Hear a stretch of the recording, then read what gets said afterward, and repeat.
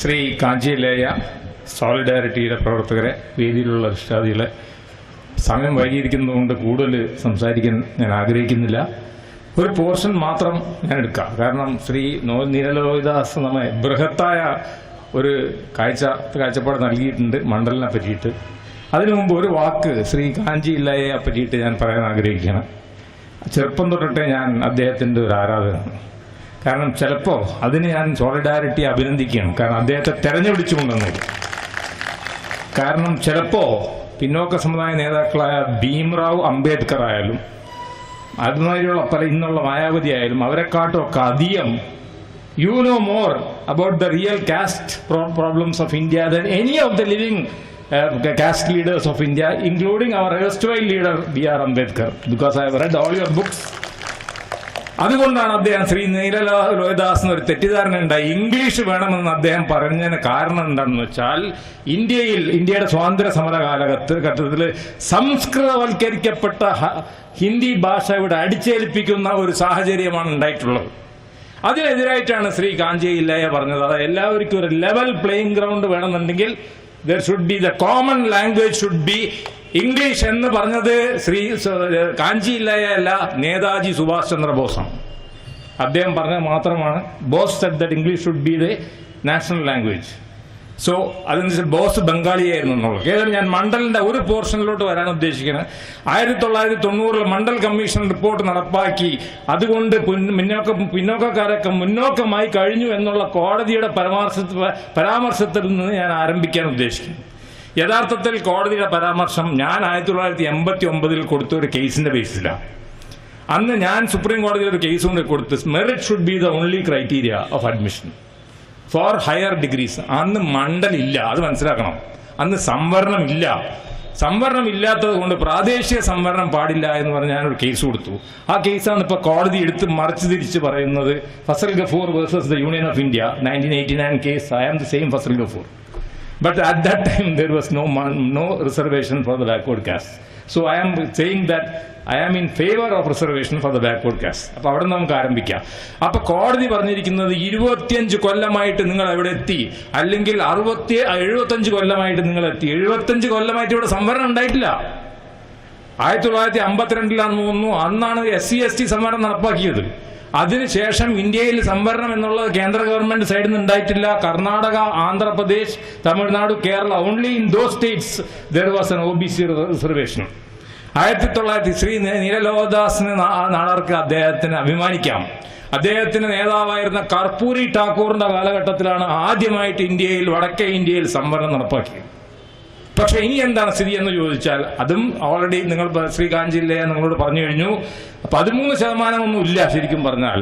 അതായത് ഇപ്പോൾ മുകളിലെ തട്ടിൽ നോക്കുമ്പോൾ 2% IAS-ലൊക്കെ മുസ്ലിമിനെ കൂടെ ഉൾപ്പെടുത്തുകയാണെങ്കിൽ OBC-കളിൽ ഈ പറഞ്ഞ 13% it will not be there sir.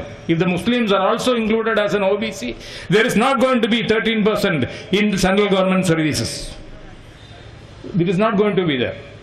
So അതുകൊണ്ട് എന്താ സംഭവിച്ചിരിക്കുന്നതെന്ന് വെച്ചാൽ 1990 മണ്ഡൽ വന്നുവെങ്കിലും ഓരോരോ സംസ്ഥാനത്തും പിന്നോക്ക സമുദായത്തിന്റെ കമ്മീഷനുകളെ ഏർപ്പെടുത്തി 1995, 96 തുടങ്ങിയ കാലഘട്ടങ്ങളാണ് നടപ്പാക്കിയത്. ആ സ്റ്റേറ്റുകളിൽ നടപ്പാക്കിയത് 90. ഹയർ എഡ്യൂക്കേഷനിൽ 2006 മണ്ഡൽ കമ്മീഷൻ റിപ്പോർട്ട് നടപ്പാക്കുന്നത്. ഹയർ എഡ്യൂക്കേഷൻ എന്ന് പറഞ്ഞാൽ IAS തൊട്ട് ഓൾ ഇന്ത്യ ഇൻസ്റ്റിറ്റ്യൂട്ട് PGI-ലൊക്കെ നടപ്പാക്കിയിരിക്കുന്നത് only when Arjun Singh was the education minister. IIT-ലൊക്കെ നടപ്പാക്കിയത് ആ കാലഘട്ടം, ഓൾ ഇന്ത്യ ഇൻസ്റ്റിറ്റ്യൂട്ടിൽ നടപ്പാക്കിയത് ആ കാലഘട്ടത്തിലാണ്. അപ്പോൾ ഇന്ത്യയിൽ പൂർണ്ണ സംവരണം നടപ്പാക്കിയിട്ട് എത്ര കാലമായെന്ന് ചോദിച്ചാൽ 10 കൊല്ലമായിട്ടുള്ളൂ. 10 അത് തന്നെ ക്രീമി ലെയർ വെച്ചിട്ട് അതിന്റെ തല മുറിച്ചത് കൊണ്ടാണ് നടപ്പാക്കിയിട്ടുള്ളത്. അപ്പോൾ അതാണ് സംവരണത്തിന്റെ. പക്ഷേ എന്നാൽ കൂടി ജനതാ പരിവാർ എന്ന് പറയപ്പെടുന്ന പാർട്ടി, ഇപ്പൊ നമ്മൾ പ്രകീർത്തിച്ചേ പറ്റൂ. ജനതാ പരിവാറിന്റെ പാർട്ടികൾ യുപിയിലും ബീഹാറിലും ഒക്കെ അധികാരത്തിൽ വന്നപ്പോൾ അവർ സംവരണം നടപ്പാക്കിയെന്ന് മാത്രമല്ല, സംവരണത്തിനുള്ളിൽ സംവരണം നടപ്പാക്കി. അതായത് EBC എക്സ്ട്രീംലി ബാക്ക്വേർഡ് കാസ്റ്റ് എന്ന് പറഞ്ഞിട്ടുള്ള ഒരു ക്രിയേറ്റ് ചെയ്തുകൊണ്ട് ഉത്തർപ്രദേശിൽ മോസ്റ്റ് ബാക്ക്വേർഡ് കാസ്റ്റ് എന്ന് പറഞ്ഞുകൊണ്ട് ക്രിയേറ്റ് ചെയ്തുകൊണ്ട് സംവരണത്തെ 2 തട്ടിലാക്കി എന്നുള്ളതാണ്. ഇന്ന് തമിഴ്നാട്ടിലും അതേമാതിരി തന്നെയാണ് സംവരണം 2 തട്ടിലാണ്. യെസ് കർപ്പൂരി ഠാക്കൂർ ബീഹാറിൽ, ബട്ട് കർപ്പൂരി ഫോർമുലയിൽ there is A small problem. ഞാൻ അതിലോട്ട് തർക്കത്തിലോട്ട് വരുന്ന, ഏതായാലും ലാലു പ്രസാദ് യാദവ് ആയാലും നിതീഷ് കുമാർ ആയാലും ഒക്കെ താങ്കളുടെ പാർട്ടിയിൽപ്പെട്ടവർ തന്നെയാണ്, ഒരു സംശയം വേണ്ട. അപ്പൊ അതാണ് അതിന്റെ രാഷ്ട്രീയം, അതിന്റെ സംവരണത്തിന്റെ പ്രശ്നം. പക്ഷേ മുസ്ലിം സമുദായത്തെ പറ്റി സംബന്ധിച്ചിടത്തോളം ആ ഫോർമുല നല്ലതല്ല എന്നാണ് ഞങ്ങളുടെ അഭിപ്രായം. എന്തുകൊണ്ടാണെന്ന് ഞാൻ പറഞ്ഞുതരാം. അവിടെ ഏറ്റവും പിന്നോക്കം OBC ഏതാണെന്ന് ചോദിച്ചാൽ മുസ്ലിമുകളാണ്. കാരണം സച്ചാർ കമ്മീഷൻ റിപ്പോർട്ട് അനുസരിച്ച് SC/ST പുറയിൽ നിൽക്കുന്ന ഇത് എന്നുള്ളത്. അപ്പൊ അജ്ലഫ് എന്ന പേരിൽ അറിയപ്പെടുന്ന OBC വിഭാഗങ്ങളാണ് അവിടുത്തെ 80% ഉള്ളത്. പിന്നെ SC/ST വിഭാഗങ്ങളുണ്ട്, മുസ്ലിം അർസൽ എന്ന പേരിൽ അറിയപ്പെടുന്നത്. അവർക്ക് SC/STയുടെ യാതൊരു തരത്തിലുള്ള ഇതും കിട്ടുന്നില്ല. Sir, we are not getting any reservation for the SC/STs amongst the Muslims, but we do not recognize the category called SC/ST. That is another issue. However, the Ranganath Mishra Commission, the Mandal Commission and the Kundu Commission, all the commissions have said that there should be a reservation for the people who are considered as SC/ST or Arzal amongst the Muslims.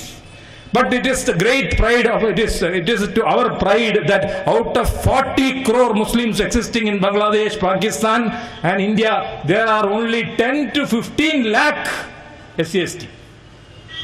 That means the rest have all been absorbed by Islam. They have all been absorbed, and all of us have been made the same as God decided. That is a great thing, sir. There are only 15 lakh Arzal Muslims. So that is one issue. So what is our demand? I will end my speech by putting forward the demand. The demand is that the best sort of reservation, ഏറ്റവും നല്ല reservation formula ഇന്ത്യയിൽ follow ചെയ്യുന്നത് കേരളത്തിലാണ്. എന്താണ് കേരളത്തിലെ formula? കേരളത്തിലെ formula എന്ന് വെച്ചാൽ ജനസംഖ്യ അനുവാദികം എന്ന് ഞാൻ പറയുമെങ്കിലും ഇല്ലെങ്കിലും ജനസംഖ്യക്ക് ഏകദേശം അടുത്തുകൊണ്ട് ഇവിടുത്തെ 27% സംവരണത്തിൽ മുസ്ലിമുകൾക്ക് ഇത്ര ശതമാനം, ഈഴവർക്ക്, Ezhava means OBC, the major OBC caste here, that is Izhava, and for the other communities from the OBCs a percentage is given according to the population of that community. That is a neglected person. That is a neglected person. That is sir, you have to fight for one thing. Where is the caste census? Cast census എന്താ പുറത്തു വരാത്തത്? Cast census പുറത്തു വന്നാൽ മാത്രമേ ഇവിടുത്തെ OBCകളുടെ യഥാർത്ഥ picture നമുക്ക് മനസ്സിലാവൂ. അവരുടെ സംവരണത്തിന്റെ തോത് നമുക്ക് എടുക്കാൻ പറ്റൂ. ആ സംവരണത്തിന്റെ തോതിൽ ഏതെങ്കിലും പിന്നോക്ക സമുദായം പുറയിലാണെന്ന് കണ്ടാൽ അവരുടെ സംവരണം കൊടുക്കണം എന്നുള്ളതാണ് എൻ്റെ അഭിപ്രായം. അപ്പോൾ ആ പ്രശ്നം തീർന്നല്ലോ. അവരെത്ര ശതമാനം എന്നുള്ളത് നമുക്കറിയില്ല. അത്തരത്തിലുള്ള ഒരു ഫോർമുലയാണ് ഇവിടെ നടപ്പാക്കേണ്ടത്. ഇന്ത്യയിൽ മുഴുവൻ നടപ്പാക്കേണ്ട ഫോർമുലയാണ്. അതല്ലാതെ ഇപ്പോഴത്തെ ഫോർമുല മുന്നോട്ട് പോവുകയാണെങ്കിൽ എന്ത് പറ്റുമെന്ന് വെച്ചാൽ പിന്നോക്കക്കാരിൽ മുന്നോക്കം, for example the forwards amongst the backward, Yadava, those communities are dominating not only politics but also all the reservation schemes which are available in all over India. So that's the scheme which should be implemented is the Kerala formula of reservation, and I do not want to tarry much. I just want to say my opinion is very clear on this matter. One, that if there is anybody who is not, if let us say there are 12% seat given to the Izhava community here and the seats are vacant because the people are belonging to the creamy layer, then the vacant seat should be given from the non-creamy to the creamy layer, and it should not be given to the forward caste. The seat should be given to the same community. First preference to the creamy, non-creamy layer, and second preference should be given to the creamy layer. That is one solution, sir. Second is the solution of dividing the caste system into OBC and MBC, and then subdividing according to the population of the EBCs and the OBCs. So this is the formula which has to be adopted to see that the Mandal Commission report, we are celebrating 25 years of Mandal, and if we want to see that the Mandal Commission report brings in social justice, the reservation formula should be completely changed all over India, and a uniform reservation system taking into account the system which is in practice in Kerala should be adopted all over India. Thank you. Jai Hind.